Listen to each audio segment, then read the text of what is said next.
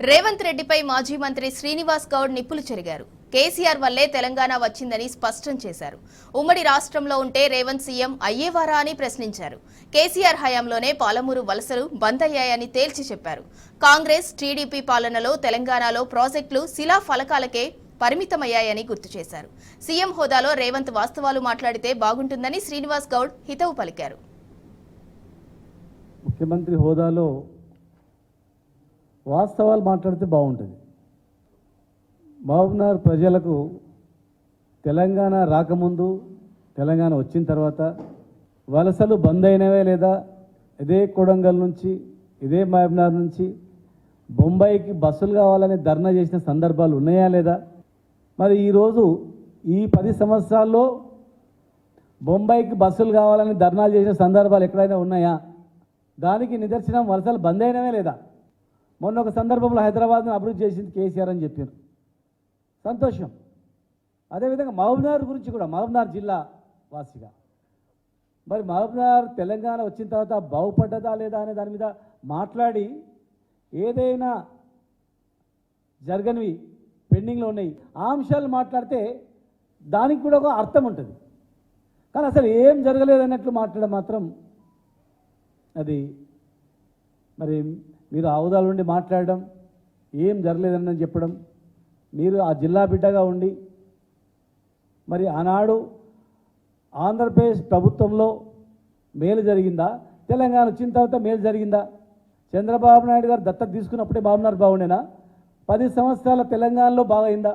ఏనాడైనా ఈ పెండింగ్ ప్రాజెక్టులు, కల్వకుర్తి లిఫ్ట్ ఇరిగేషన్ అని పేరుకు మాత్రమే కానీ కల్వకుర్తి వరకు కూడా నీళ్ళు రానటువంటి పరిస్థితి, 6.5 లక్షల ఎకరాలకు నీళ్ళు అందించిన వాటా వాస్తవమా కాదా? ఏం జరగలేదా?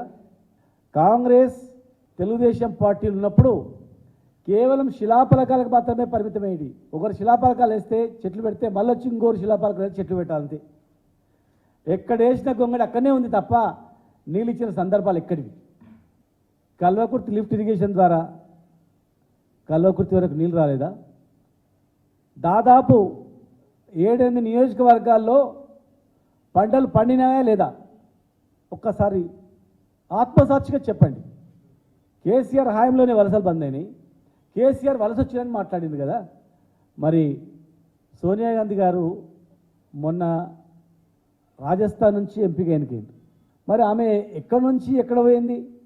రాహుల్ గాంధీ గారు అమేథీలో ఓడిపోతే కేరళ నుంచి ఎన్నికైంది. మరి వలసల గురించి మాట్లాడము, వారసత్వం గురించి మాట్లాడడం, ఇక కేసీఆర్ని అంటే అయిపోతుంది, ఏదైనా అనొచ్చు అనే విధంగా మాట్లాడమని మాత్రం, ఓడిపోయినంత మాత్రాన ఒక ఓటమితో ఎన్ని అభాండాలు వేసినా నమ్ముతారని చెప్పి ఎన్నో మాటలు చెప్పి అధికారంలోకి వచ్చిన ఏ మాట్లాడినా సరిపోతుందని చెప్పడం మాత్రం భావ్యం కాదు. అది కేసీఆర్ గారు వచ్చిన తర్వాతనే వలసలు బంద్ అయినాయి.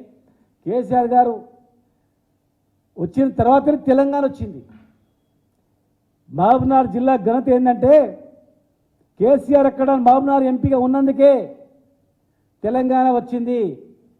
ఒకవేళ కేసీఆర్ గారే మహబూబ్నగర్ ఎంపీగా రాకునింటే, మహబూబ్నగర్ ఎంపీగా గెలవకునింటే తెలంగాణ వచ్చేది కాదు.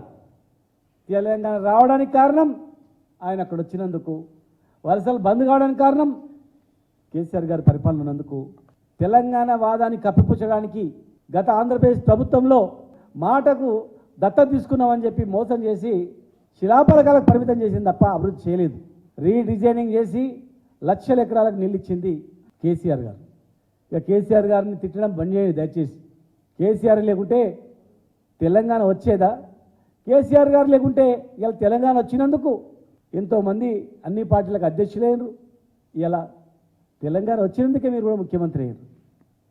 ఆంధ్రప్రదేశ్ ప్రభుత్వం ఉంటే మిమ్మల్ని ముఖ్యమంత్రి కానిచ్చేవాళ్ళు గారు. తెలంగాణ రాష్ట్రం అయినందుకే మీరు కూడా ముఖ్యమంత్రి అయ్యారు. దయచేసి మరి మా జిల్లా నుంచి ముఖ్యమంత్రిగా అయినరు, జిల్లాకు బాగు చేయడానికి దృష్టి పెట్టండి. భేషజాలకు పోయి ఈ ప్రాజెక్ట్ చేస్తే గత ప్రభుత్వానికి పేరు వస్తుందేమో అని చెప్పి ఆలోచన చేయకండి. మొన్న కాళేశ్వరం పోయింది కదా, పాలమూరు రంగారెడ్డి జిల్లా ప్రాజెక్ట్ మీద కూడా విజిట్ చేయండి.